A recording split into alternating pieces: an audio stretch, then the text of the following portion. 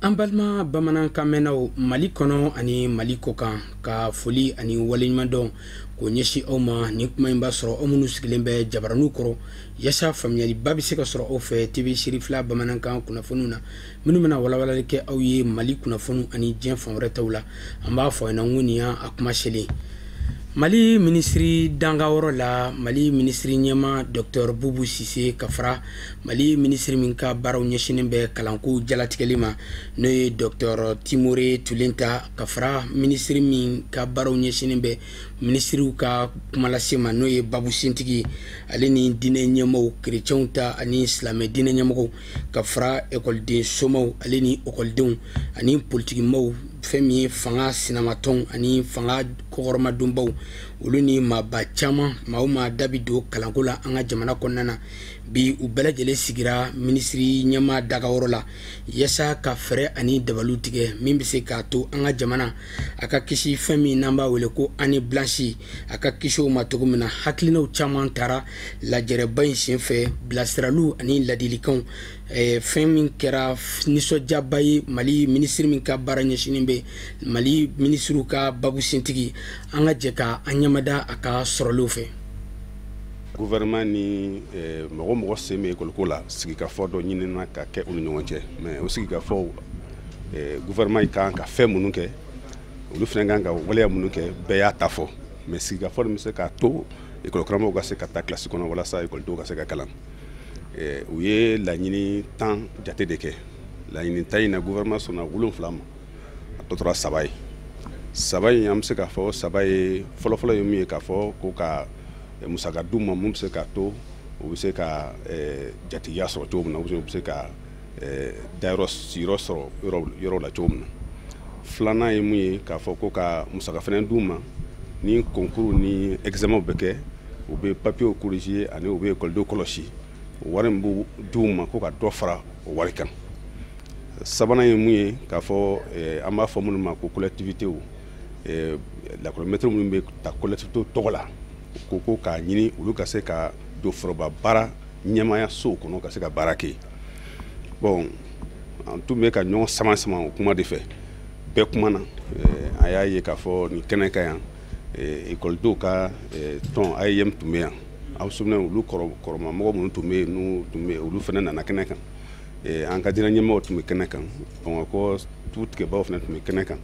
mɔgɔ mɔgɔ da bɛ se ka don kuma in na o bɛɛ nana walasa an ka sigi ka kuma k'a lajɛ mun de bɛ se ka kɛ a yirala k'a fɔ an ka gouvernement mɔgɔw ani école karamɔgɔw ka syndicat u k'a lajɛ min bɛ se ka mun bila parce que an bɛ jamana min kɔnɔ mɔgɔ bɛ ko to mɔgɔ de ta la an bɛ a to nin kama a yirala k'a fɔ u bɛ ka fɛn minnu laɲini sisan fɛn tɔ tora 3 min ye laɲini 17 sɔnkara 7 ma an bɛ se k'a fɔ dɔ kɛra mais halisa dɔ bɛ se ka kɛ u k'a lajɛ u bɛ se ka ku ɲɔgɔn na yɔrɔ minnu na an ye laɲini dɔw kɛ o la k'a fɔ an bɛ se k'a fɔ bi k'a fɔ gɛlɛyaba tɛ yen a ɲinina k'a y'a ye sisan k'a fɔ ɲɔgɔn faamuya bɛ se ka don kuma kɔnɔ parce que mɔgɔ caman sen donna kuma nin kɔnɔ ɲɔgɔn faamuya ye mun ye olu ye laɲini dɔw kɛ u ye sɔrɔ dɔw fɔ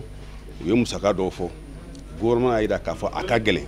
mais a ɲinina sisan k'a fɔ gouvernement se ye mun ye gouvernement k'o fɔ u b'a lajɛ ɲɔgɔn fɛ min bɛ se ka kɛ walasa école ka se ka taa parce que sisan an bɛ yɔrɔ min na sisan an b'a fɔ sisan k'a fɔ ko ka ɲinɛ année kelen sauver an b'a fɛ sisan ka Mali école ko yɛrɛ de sauver parce que ni ɲinɛ année ma se ka sauver ni école kɛra an b'a fɔ ma année blanche ni année blanche kɛra ɲinɛ a kasara ka ca a bɛ gɛlɛya se denmisɛnnin minnu si sera ka don école la a bɛ gɛlɛya olu ka se ka don école la san wɛrɛ hali n'u donna école la école karamɔgɔ mɔgɔw bɛ caya classe kɔnɔ école karamɔgɔ bɛ gɛlɛya sɔrɔ k'u kalan et puis minnu fana ye kalan kɛ ka se ka dɔ kɛ kalan na n'a fɔra k'u ka segin o san kelen kan a bɛ gɛlɛya don an y'a ye k'a fɔ gɛlɛya camanba kɔnɔ musaka min yɛrɛ donna jamana bolo ka se ka écoledenw ta ka kalan minɛnw san ka d'u ma ka maîtres sara u bɛ kɛ fu ye jamana kɔnɔ donc an y'a ye kɔlɔlɔ caman b'a la a fɔra an k'an bolo an hakiliw fara ɲɔgɔn kan min bɛ se k'a to ɲinan kalan in an bɛ se ka ɲinan kalan in sauver cogo min na mais n'an bɛ ɲinɛ kalan sauver an ka Mali école ko yɛrɛ de sauver walasa a min kɛra ɲina o ɲɔgɔnna wɛrɛ kana se ka kɛ. Donc an bɛ se ka min fɔ k'a fɔ gouvernement premier ministre yɛrɛ y'a yira k'a fɔ ale sɔnnen don gouvernement bɛ se ka fɛn o fɛn kɛ walasa san ka sauver gouvernement b'o kɛ. École maître fana a yira k'a fɔ u bɛ kuma min na an bɛ se k'a fɔ u ka droit don ka revendication kɛ k'a fɔ an bɛ nin ɲini mais an y'a ye fana k'a fɔ a ka d'u fana ye bɛnkan dɔ ka kɛ jamana kɔnɔ min bɛ se k'a to denmisɛnninw ka se ka taa kilasi kɔnɔ. Donc an ye kuma minnu mɛn bi an bɛ se k'a fɔ hakilisigi kumaw de don fɛn fɛn kumana a bɛɛ kumana walasa jamana ka se ka basigi sɔrɔ. Donc an bɛ se k'a fɔ don nataw la an bɛ se k'a ye k'a fɔ yɛlɛma bɛna don kow la. Donc gɛlɛya minnu bɛ jamana école ko la sisan a gɛlɛya ka ca Ala fɛ don nataw la a bɛ se ka wuli walasa denmisɛnninw ka se ka taa kilasi kɔnɔ. Jɛrɛ jɛkulu min sigilen bɛ n'an b'u wele ko kolabɛn jɛkulu ka ɲɛsin Mali silamɛw bɛɛ lajɛlen ka ɲɛmaaba n'o ye Haut Conseil Islamique maa ɲɛma silamɛya dɛmɛtɔ Ansaru ɲɛjɔyɔrɔ a Seyidu Sherif Usman Madani Haidara a ka san 64nan sɔrɔli ɲaɲani hukumu kɔnɔna u y'a kanu ka suntigɛ belebele labɛn u ni kunnafonidilaw ni ɲɔgɔn cɛ min kɛra jumadon mai kalo tile 10 san 2019 a kɛra Fédération Antardine International Jabala Bankɔni Jankinɛbugu la journalistes caman kunnafonidilaw kumakɛlaw jatalaw sɛbɛnnikɛlaw ani kumaso tigilamaw u bɛɛ lajɛlen yira kɛnɛ kɔnɔ yasa kunu ka nisɔndiya k'o yira ka kɛɲɛ ni a Seyidu Sherif Usman Madani Haidara a ka bangeni sankunbɛ ɲaɲanu ye an ka ɲininikɛla Samayira Sanogo Musa Fɔnba ka fara Baba Keita ani Abulayi Sogodogo a bɛ lakali Musa Fɔnba fɛ an ka ɲamada ka sɔrɔ olu fɛ. Nin sunakari min ŋɛnɛ sigira sen kan Mali silamatɔnw ka fara ɲɔgɔn kan jɛkuluba Haut Conseil Islamique du Mali maa ɲɛma silamɛya dɛmɛtɔ Ansaru ɲɛjɔyɔrɔ a Seyidu Sherif Usman Madani Haidara ka denbaya la Bankɔni Jankinɛbugu la sirifila duba kɔnɔ ani kunnafonidilaw ni ɲɔgɔn cɛ a bɛ don Zamzame y'u ka san 60 ani san 4 sɔrɔli ɲaɲani de kadira kɔnɔ. Kɛnɛ in fɛnɛ bɛ kɛ sababu ye kunnafonidilaw ni bani ka ɲɔgɔn sɔrɔ ka jɛ ka sun tigɛ nisɔndiya kɔnɔ. An y'a lajɛ journalisme yɛrɛ bonya jɔyɔrɔ bɛ cogo min na jamana kɔnɔ jamana dilan la donc o fana tɛ fɛn ye mun kan ka bila kɛrɛfɛ o de kama an ye bi kɛnɛ in kɛrɛnkɛrɛn karamɔgɔ ka anniversaire bonya kama ka journalistes wele u kana sun tigɛ donc an ka jɛ ka sun tigɛ ɲɔgɔn fɛ weleli yɛrɛ kun ye nin dɔrɔn de ye ka ɲɔgɔn nisɔndiya vraiment an y'a kɛ journalistes bonya ani kunnafoni yɛrɛ jɔyɔrɔ min b'a la ɲɛnamaya la parce que jɛkulu foyi tɛ yen que ça soit à la association, à la groupement, à la institution, à la fond fin, faut être ni kunnafoni tɛ. Tiɲɛ don nɔngɔn guru ni dawala cɛ n'o ye dumuni ye o bɛɛ kɛnɛ kan nka kɛnɛ in ye hakili falen gɛnɛ fana ye kunnafonidilaw ni silamɛya dɛmɛtɔ Ansaru n'u ɲɛjɔyɔrɔ a Seyidu Sherif Usman Madani Haidara ni ɲɔgɔn cɛ. Ka se ka journalistes wele ka se ka na sun tigɛ kun dama b'a la kun fɔlɔ ye min ye an bɛ ɲɔgɔn sɔrɔ yɔrɔ kelen an bɛ hakili jagabɔ kɛ an bɛ kuma ɲɔgɔn fɛ an bɛ ladilikanw di ɲɔgɔn ma a kun filanan ye min ye an bɛɛ bɛ jɛ tuguni ka dugawu kɛ an karamɔgɔ ye a Seyidu Sherif Usman Madani Haidara ale min ka anniversaire san 64nan hukumu kɔnɔna don donc an bɛ se ka dɔ wɛrɛ fɔ ka kunnafonidila bɛɛ fɔ minnu bɛ sɛbɛnni kɛ minnu b'a bɔ ja la minnu bɛ kuma radio la minnu b'a kɛ internet la an bɛ bɛɛ fɔ ka bɛɛ barikada k'a ɲini Ala fɛ san wɛrɛ anniversaire tuguni Ala k'o ɲuman yira n na Ala ka si jan nin kɛnɛ Ala k'o d'an karamɔgɔ ma Ansardine yɛrɛ Ala k'a mɛn sen na Ala k'an sɔn sallallahu rasulu. Kunnafonidilaw minnu kun bɛ kɛnɛ kan u y'u ka nisɔndiya jira sunakari in na u ni a Seyidu Sherif Usman Madani Haidara ni ɲɔgɔn cɛ ka sabu kɛ u yɛrɛw ka fɔ la a bɛ kɛ sababu ye maa minnu b'u la n'olu dɔw kɛn bɛ ka bani dɔ fangaja fɛ u ka gwɛrɛ a la ni gwɛrɛla maa la a ka ca la i b'a dɔn fana i n'a fɔ Zamzami yɛrɛ b'o fɔ kuma bɛɛ kunnafonidilaw ye a ka da yɛlɛn bɛ bɛɛ ye fɛn min kun b'a b'i la i bɛ se ka bɔ fili la o la nin b'o kɔrɔfɔ de sɛmɛndiya. Bon Haidara y'an dege fɛn dɔ la o ye dɔnniya de ye an ka ɲɔgɔn dɔn faut pas que mɔgɔ wɛrɛw ka na an ka Haidara fɔ an ye an yɛrɛ minnu bɛ yan anw ti a dɔn a y'an dege o de la so dɔn foli dɔn yɛrɛ dɔn ni ɲɔgɔn tɛ donc a ka surun an na quoi an bɛ na baara an journalistes an bɛ baro kɛ an bɛ ɲɔgɔn dɔn an bɛ ale dɔn a ye an dege o min na an b'o de sen fɛ yan bi an bɛɛ nana sun tigɛ ale baara yan an kɔrɔkɛ don an fa don an ka karamɔgɔ don an de b'a lakali mɔgɔ wɛrɛ mais mɔgɔ wɛrɛ man k'a lakali an ye. Nin zunakari kɛnɛ ye min sigira senga nin da siɲɛ fɔlɔ ye a ka kɛ Mali silamatɔnw ka fara ɲɔgɔn kan jɛkuluba Haut Conseil islamique du Mali ma ɲɛma silamɛya dɛmɛtɔ Ansaru ɲɛjɔyɔrɔ a Seyida Sherif Usman Madani Haidara ka denbaya la ani maaw ni ɲɔgɔn cɛ. Ka an wele min ye kunnafoni dilaw ye an kana to don ɲɔgɔn fɛ ka sun tigɛ ɲɔgɔn fɛ o b'a la a yɛrɛ san 64 o ye koba ye maa o maa i ka diɲɛlatigɛ kɔnɔ san 64 n'i y'o sɔrɔ Ala ye fɛnba jira i la. Usman Madani Sherif Haidara ani kunnafoni dilaw delilen don o ye tiɲɛ ye nka dɔ kan ka fara a ka kunnafoni dilaw n'u ka gɛrɛ ɲɔgɔn na dɔ kan ka fara a kan mun na parce que Haut Conseil islamique a kɛra o président ye o ye jɛkulu ye min bɛ kuma Mali silamɛ bɛɛ lajɛlen to a la o ye jɛkulu ye min kan ka wuli ka jɔ kɛ diɲɛ fa bɛɛ lajɛlen la malidenw do a la donc ani kunnafoni dilaw ka gɛrɛ ɲɔgɔn na o ye wajibi ye an bɛ Ala deli san caman san 64 wɛrɛ Ala k'o jira Sherifukɛ na anw bɛɛ la an ka ye nin kɛnɛ kelen kan. Nɔngɔnkuru ni dawala cɛ dumuni mɔko ɲuman sogotulɔ jeninen mɔko ɲuman ni k'o dɔ ni jiriden bisilen nɔnɔ gwɛrɛgwɛrɛ ani jiriden yɛrɛ gwɛrɛgwɛrɛ o de kɛra ka fa bɛɛ lajɛlen labɔ ni ka sun tigɛ muɲa kɔnɔ. Bani ma da o mɔ a labanna ka silamɛya dalasi 100 ta k'o di kunnafoni dilaw mɔ o ka kɛ paase ye ka se so. An bɛ jɛ ka dugawu don kɛ san 2020 mɛn kalo tile 12 sunakari zamzamiyo ni kunnafoni dilaw ni ɲɔgɔn cɛ Ala k'o jira an na. Amina yarabi alibi an bɛ to Bankoni Jankinɛbugu la a Seyida Sherif Usman Madani Haidara ani kunnafoni dilaw ka sigiba in kɔfɛ a nisɔndiyalen dakuruɲɛ 2 sɔrɔ an ka jɛ k'an ma ɲɛmadenw fɛ. Kɛ nin diyara ne yɛrɛ ye journalistes ka wele ka n'u sun tigɛ o ye fɛn ɲumanba ye minnu ye nin idée sɔrɔ an b'u fo k'u barikada aw fana minnu y'u bonya tuguni k'a ka baara bila ka na sun tigɛ a ka sɔrɔ sun tigɛ ko tɛ mɔgɔya de don a sara bɛ Ala de bolo an b'aw fo an b'aw wale ɲuman dɔn ni kuma bɛ n bolo ka fɔ aw ye nin kɛnɛ in kan o ye dɔrɔn baara min b'aw bolo a ma nɔgɔ an bɛ dugawu kɛ aw ye Ala k'a nɔgɔya puis an bɛ dugawu k'aw ye fana a kɛcogo ɲuman Ala k'an n'a dɛmɛ o la parce que presse jɔyɔrɔba de bɛ jamana ka ɲɛtaga la a jɔyɔrɔba bɛ jamana yɛrɛ tiɲɛni na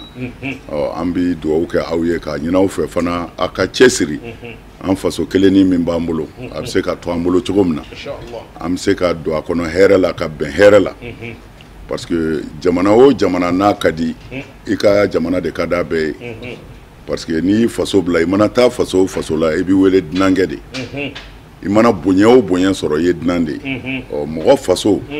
hali n'i ye surafana dun n'i ti tilelafana sɔrɔ o de hɛrɛ ka bon i kan ka tɛmɛ yɔrɔ wɛrɛ kan o la an b'aw fo vraiment an nisɔndiyalen k'a ɲini aw fɛ fana vraiment a k'aw jija a seko ye min ye faso in sumani na basigili la a k'o kɛ an bɛ dugawu kɛ baara in Ala k'a ɲɛ aw bolo baara in Ala k'a ɲɛ aw bolo Ala ka barika don Ala bolo Ala ka hɛrɛ k'an n'aw ye i y'a fɔ cogo min na Ala ka san caman yira an na an ka jɛ ka dumuni kɛ ɲɔgɔn fɛ hali ni suntigɛ tɛ an k'an bolo don ɲɔgɔn fɛ Ala k'o nɔgɔya an n'aw ye Ala ka hɛrɛ k'an n'aw ye Ala k'an bɛɛ laban ɲɛ Ala kɛra bonya kama sɔli ala rasul.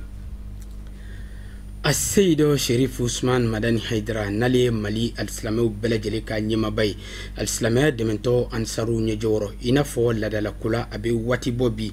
diɲɛ don o don a bɛ maaba caman bisimila a jabala la Bankoni Jankinɛbugu la o don in dɔ kɛrɛnkɛrɛnla min kɛra ka maaba caman kɛrɛnkɛrɛn ka bɔ Amadiya ka fara Tombouctou marabolo maaw ale ni Gawo marabolo maaw ani Burkina maaba caman olu bɛɛ lajɛlen nana kana a Seyida Sherif Usman Madani Haidara kana foli ani barikada k'a ye kuma min danaya dara k'a ka kɛ Mali alisilamɛw bɛɛ lajɛlen ka ɲɛmaaba ye yaasa baara in a ka se ka nɔgɔya bolo cogo min na u nana kana o dugawu caman kɛ karamɔgɔ Haidara ye an ka ɲininikɛla Lutu Sidibe a ka jaw don a bɛ lakali Musa Fɔnba fɛ an ka ɲɛmada ka sɔrɔlo fɛ. Silamɛya dɛmɛtɔ Ansaru ɲɛjɔyɔrɔ ni Mali silamatɔnw ka fara ɲɔgɔn kan jɛkuluba Haut Conseil islamique du Mali ma ɲɛma a Seyida Sherif Usman Madani Haidara kɛlen Haut Conseil islamique ɲɛma ye maaw bɛ ka ɲɔgɔn valen Sherifila duba kɔnɔ k'a jira a la k'a fɔ a sigili jar'u ye ni ka laban ka dugawu don kɛ a ye silamatɔnw ni furubatɔnw bɛ o cogo la silamatɔ min bisimilala zamzamiyo fɛ o ye Amadiya ye k'a jira k'a fɔ a kɛra silama bɛɛ lajɛlen ka ɲɛma ye jɔyɔrɔ min kalifara la ni o ye Mali Silamatonga Faranyonga Jakuluba Haut Conseil Islamique du Mali ɲɛmaaya ye a bɛ kuma bɛɛ lajɛlen de ye nka kɛrɛnkɛrɛnnen ɲɛna Umar Muazu Kulubali ni o ye Amadiya ɲɛmaa ye a ko kana bani fɛ ko soko do bawo ani Zamzamiyu bɛ ɲɔgɔn sɔrɔ Segu ka denya la u bɛ ɲɔgɔn sɔrɔ kɔrɔni dɔgɔya la u bɛ ɲɔgɔn sɔrɔ basada kalandenya la u bɛ ɲɔgɔn sɔrɔ malidenya la a Seyida Sherif Usman Madana Haidara y'a ka nisɔndiya jira bɔɲɛkɛbaw la ka laban ka jira k'a fɔ silamadinɛ a bolofara ka ca nka jirijuba kelen don fɔɲɔgɔnkɔw minnu bɛ bolofaraw ni ɲɔgɔn cɛ olu man ka kɛ sababu ye ka ɲɔgɔn juguya bawo sira do sira min minɛna wa sira o sira minɛna i b'a sɔrɔ sira tira ka tɛmɛ de nka ɲɔgɔn juguya o ka bɔ diinɛ labaarali la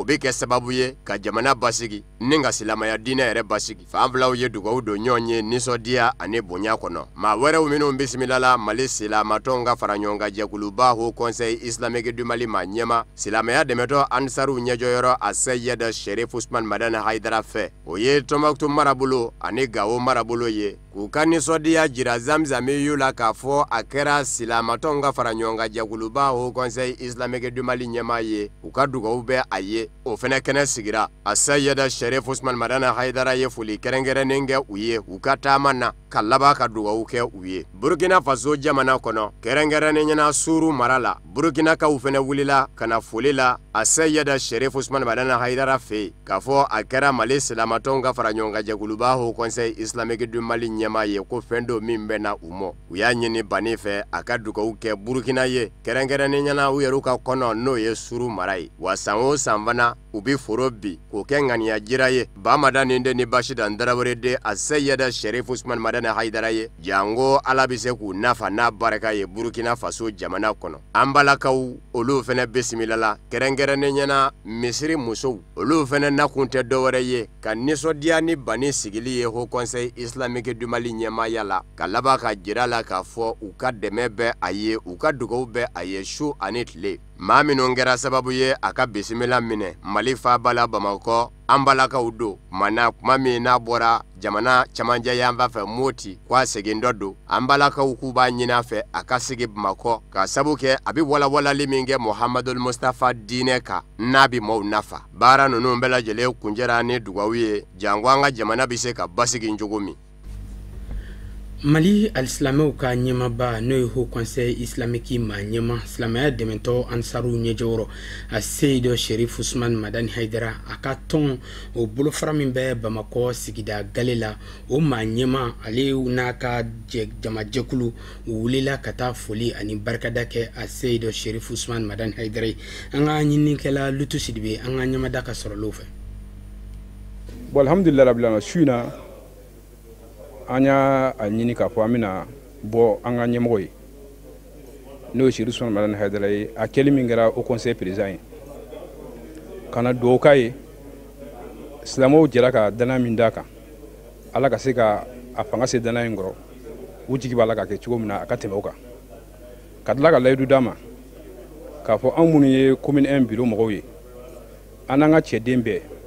an b'a ka bila la su ani tile a mago mana jɔ an na waati o waati la ni Ala sɔnna ma an b'a ka bila la mago jɔli yɛrɛ tɛ an mana bɔ fɛn fɛn kalama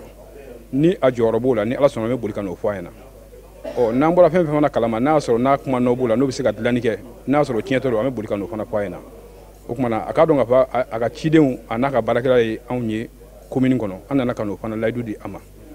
o kumana an b'a ɲini Ala sɔnna tala fɛ silamɛw jɛra ka danaya min d'a ma yarabi Ala ka danaya ye Ala k'a fanga se a kɔrɔ u ye danaya kunkurunin min fana di anw fana ma commune 1 kɔnɔ an b'a ɲini Ala fɛ an y'a ɲini a fɛ fana a ka dugawu k'an ye o danaya min dira a ma fana Ala k'an fana fanga se o kumana an b'a ɲini Ala sɔnna tala fɛ sunkalo in a timɛ ko ɲuman yarabi Ala k'o nɔgɔya an ye a musakaw Ala k'o nɔgɔya an ye Ala k'o kira kanu kosɔn sallallahu alaihi wasallam ADN Mali ale ye a ka sigilibako filanan kɛ ɲinan san kɔnɔ min n'an b'a wele ko convention nationale n'a kɛra mai kalo tile 11 san 2019 a kɛra Ansardine Fédération Ansardine International Jabala la Bankɔni Jankinɛbugu la maaba caman yera kɛnɛ kɔnɔna na yasa ka kɛ nin baara kɛrɛnkɛrɛnni a seere an ka ɲininikɛla Tata Ture ka fara a ka jatala Baba Keyita kan an ka ɲamadaw ka sɔrɔ l'o fɛ ADN Malika ni lajaraba mi fleni akera sababu nyumanye ninga moko keme chama ne fara ɲɔgɔn ka ansarula minnu bɔra Bamako faba kɔnɔ ana marabolo camana walasa ka se ka ye ɲinan san convention ta ko filanan kɛnɛ kan ni ye kɛnɛ ye min n'a bɛ kɛ sababu ɲuman ye ninga kala ɲɔgɔnyali kɛ ansaru tɔndenw ni ɲɔgɔn cɛ an bɛ donni min na iko bi n'u bɛ Mali jamana fantan naani bɛɛ lajɛlen na a dafe dugu fo ka taa se diɲɛ seleke naani jamana caman ma diɲɛ fantan naani bɛɛ lajɛlen kɔnɔ kɛnɛ don kokura min n'a bɛ kɛ hakilina jakabɔ sira ye ansar tɔndenw ni ɲɔgɔn cɛ u ka kɔmasegin kɛ u ka tɔndenw ye u ka baara kelenw na ani k'u kunnafoni baara bolodali minnu b'u bolo donna nataw la u kan ka farankali kɛ waleya minnu na wali kelen u kan ka dilanni kɛ ka ɲɛsi waleya minnu ma tɔn ka ɲɛtaga siraw kan nin bɛɛ lajɛlen bɛ jalatigɛ ansar ɲɛmɔgɔw fɛ ka sanga ni nin lajaraba ye o kɔni y'an ka ladala kalo saba bureau exécutif national ani section ka délégué an bɛɛ bɛ fara ɲɔgɔn kan ka lajɛ ayiwa waati nin an kan ka mun kɛ waati tɛmɛnen na an ye mun kɛ o dɔ de ye nin ye o bolofa bɛ sen da ka kosɛbɛ ka sabu kɛ fɛn caman bɛ an bolo kɔrɔ i n'a fɔ karamɔgɔ yɛrɛ ka anniversaire tɛmɛnen ziyara o tɛmɛnen kɔfɛ an ka maloforoko fana o bɔnnen don sisan o la o bɛɛ ye fɛn ye fɛn min ni o b'a yira ko bolofa bɛ sisan sen da kan o la alhamdulilayi section bɛɛ sera ka na k'a daminɛ Kayi fɔ Kidali an ka section bɛɛ nana an bɛ Ala fo k'Ala barikada la kosɛbɛ o laɲini ye mun ye ayiwa vraiment ɲɛtaga ni sabati ni hakilisigi bɛ baara bɛɛ lajɛlen kɔnɔ kɔsani na an ka karamɔgɔw tun bɔla ka taa section bɛɛ lajɛlen la parce que karamɔgɔ minnu ye ɲɔgɔn sɔrɔ nin baara in na a taara fɔ karamɔgɔ 80 de la o ye dugu minnu don o senkɔrɔ section 30 ani section 8 o ye dugu minnu don ɲɔgɔn senkɔrɔ o bɛna dugu 300 ani dugu 30 ani dugu 8 o y'o de don o senkɔrɔ tile 10 kɔnɔ o baara in kɔnɔna na o ye bayakɛla minnu sɔrɔ mɔgɔw ba caman do de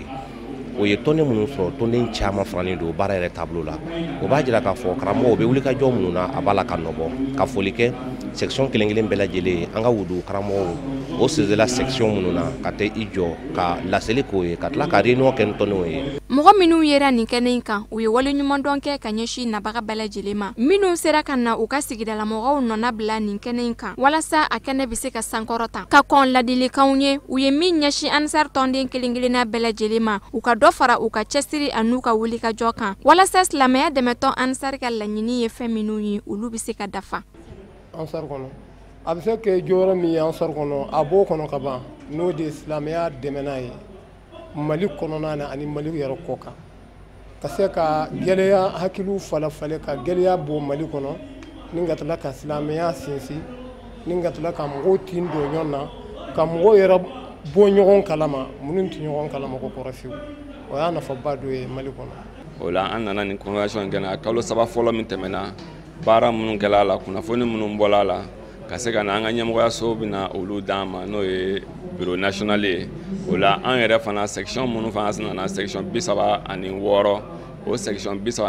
an bɛna ɲɔgɔn dɔn an bɔyɔrɔw ni an kɛyɔrɔw la o la deli ni kanuɲɔgɔnya bɛ don ani ɲɔgɔn cɛ kosɛbɛ baara ninnu an bɛ se ka ɲɔgɔn dɛmɛ cogo min na silamɛya baara in na i n'a fɔ an y'an nin di o la cogo min na k'an ka nafolo di o la cogo min na o de ye halisa ka ɲini Alahu Taala fɛ kɛnɛ in bɛ se ka barikaya cogo min na walasa maraden minnu bɛna ɲɛmaa minnu bɛna ka na a sigi kɛ olu ka se ka faamuya sɔrɔ tɔn baara ka nɔgɔya walasa fo ka taa se ka bureau national yɛrɛ ka baara nɔgɔya u bolo sabu ni anw ma baara ɲɛdɔn national ka baara bɛ gɛlɛya u bolo ni anw y'an ɲɛdɔn ka waleya ka ɲɛ an ka maraw kɔnɔ bureau national fana ka baara bɛ nɔgɔya an bɛ aw ladɔnniya k'a fɔ ni lajaraba in bɛ sigi kalo 3 o kalo 3 siɲɛ 1 walasa ka silamɛya kɔrɔlen ka dɔ fara o yanga kan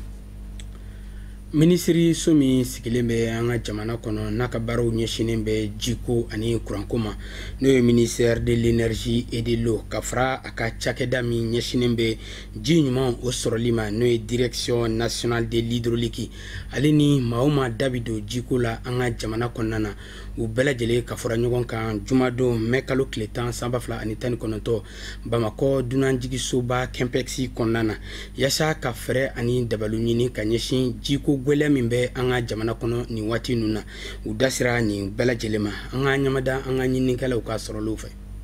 gestion intégrée des ressources en eau bakurubala jir n'ale ye projet kɛrɛnkɛrɛnni ye ministre so min sigilen bɛ an ka jamana kɔnɔ ka ɲɛsin jiko ma ka tɛmɛ ni a ka cakɛda min bɛ yen n'o ye direction nationale de l'hydraulique ye ka fara u dɛmɛbaga jɛkuluw kan o ye nin don kɛrɛnkɛrɛnni in ta ka ɲɛsin jiko degun ani gwɛlɛya minnu b'a la ka ɲɛfɔli k'o kan yaasa bɛɛ lajɛlen ka a faamuya k'a dɔn k'a fɔ ji jɔyɔrɔ min b'a la bunahadamadenya la.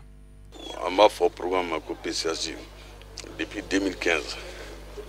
ani royaume des Pays-Bas ni royaume des Suède où le gouvernement du Mali demain ka PCAG exactement. Donc PCAG kun damena mais sisan en gros bon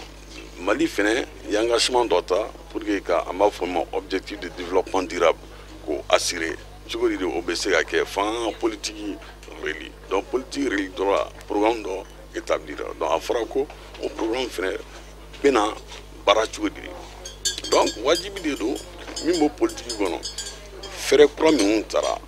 politique ni programme ko la an ko o fɛrɛ ani minnu b'an dɛmɛ an ko o lajɛ ɲɔgɔn fɛ u bɛ se ka dɛmɛ cogo di pour que l'horizon 2030 Mali ka se ka a ka engagement honoré voilà donc réunion yɛrɛ kɛkunba de y'o de ye an ka laɲini ye min ye fɛrɛ minnu fara a fɔra ko sisan orientation kuraw de tara orientation kura min ye ka organe de gestion de l'eau ko dɔ placer kan et puis comment exactement wariko fɛnɛ parce que n'i ye programme élaboré a tɛ se ka kɛ ni wariko tɛ bon en plus partenaires bɛ minnu d'an ma mun de kan ka se ka kɛ parce que bɛɛ de mago bɛ ji la ni ji utilisé i b'i ka service e yɛrɛ kan ka fɛn dɔ de kɛ pour que ka ji in lakana donc bɛɛ kan ka se ka min kɛ partenaires o sɛnɛkɛlaw mɔnikɛlaw baganmaralaw bɛɛ ka se ka i ta fɔ bɛɛ bɛ se ka min kɛ bɛɛ bɛ se ka min di o ka se ka kɛ pour que horizon 2030 an y'a ɲini ji kan ka gérer cogoya min na o ka se ka sabati. Lajɛrɛba in senfɛ n'a kun tun tɛ dɔwɛrɛ yaasa ji ale ni a baarabagaw ka fara jamana ɲɛmɔgɔw u bɛɛ lajɛlen ka u fangaw kɛ kelen ye ka hakilinaw kɛ kelen ye ka laɲiniw kɛ kelen ye ka ɲɛsin ji matarafaliko ɲuman ma an ka jamana kɔnɔna na ni ka sanga ni nin porojɛba in n'o ye jiri ye o lawaleyali ye Mali jamana kɔnɔ. An bɛ atelier min na bi n'o ye ɲɔgɔn lajɛ ye ka hakili jagabɔ kɛ cogo min na ji nafa ka bon cogo min na mɔgɔ b'a a utiliser mɔgɔ ka ca donc n'o o sugu bɛ kɛ faut que mɔgɔ b'o baara ninnu na o ka ɲɔgɔn sɔrɔ ka kuma ka ladilikanw di comment o ji bɛ se ka lakana cogo min na parce que ji a b'a dɔn sisan nɔ a tɛ labɔli kɛ ten min b'an bolo kɔrɔ fo a gestion ka ɲa donc atelier yɛrɛ b'o de kan bi. Programme bisan bi programme tɛ le PCAG bi programme tɛ a daminɛna maintenant mais à présent a yɛrɛ k'a fɔ mɔgɔw halisa information ba t'u kan ka kunnafoni ka dɔgɔ la dɔɔni ko minnu b'a jukɔrɔ caman to caman kalama la donc atelier in b'a permettre ka information caman di bɛɛ ma k'a dɔn min ka rôle ye min ye min ka kan ka min kɛ pour que ni ressources min b'an bolo sisan ji min b'an bolo a ka se ka kɛ an bɛɛ nafalan ye. An bɛ aw ladɔnniya k'a fɔ ko direction nationale de l'hydraulique a kɛlen bɛ ka gafe dɔ bila sen kan n'an b'a wele ko politique nationale de l'eau ni a bɛ ɲɛsin bolofara caman ma kɛrɛnkɛrɛnnenya la minnu bɛ se k'a kɛ fɛn ye ka jiko k'a jalatigɛ Mali jamana kɔnɔna na ni ka wele ani laɲini kɛ ka ɲɛsin jamana kɔnɔdenw ani jamana ɲɛmɔgɔw ani dɛmɛbaga jɛkulu bɛɛ lajɛlen ka wuli k'i jɔ k'u tɛgɛ di ɲɔgɔn ma yaasa jiko a kana kɛ degun ye maa si ma Mali jamana kɔnɔ yanni san 2030 waatiw tɛ.